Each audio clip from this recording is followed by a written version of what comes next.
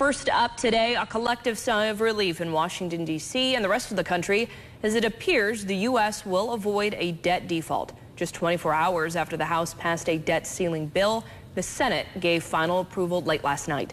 And all that's needed now is President Biden's signature. Justin Finch brings us up to speed.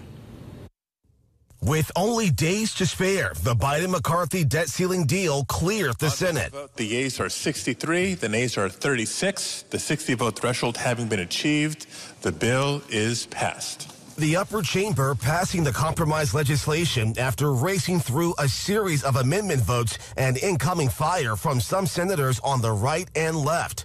The people who negotiated this, I wouldn't let them buy me a car. This debt ceiling agreement will cut programs for some of the most vulnerable people in America. In a statement, President Biden thanks Senate leaders for quickly passing the bill and adding no one gets everything they want in a negotiation, and calling the bipartisan agreement a big win for our economy and the American people.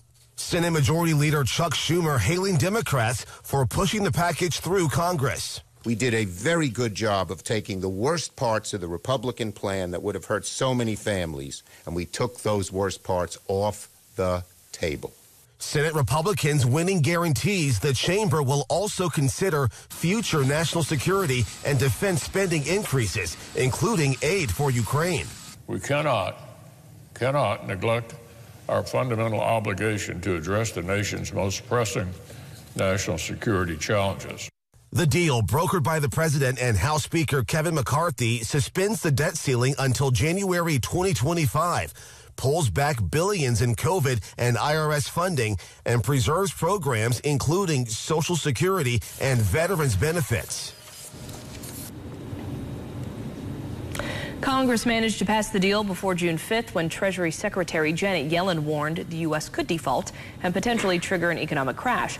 The president is set to sign the bill soon and address the nation later tonight. We'll continue to follow that story out of D.C., and we want to give you a look now at how the TriState delegation of senators voted for this bill. Starting in Indiana, Senator Mike Braun voted no, while Todd Young voted yes.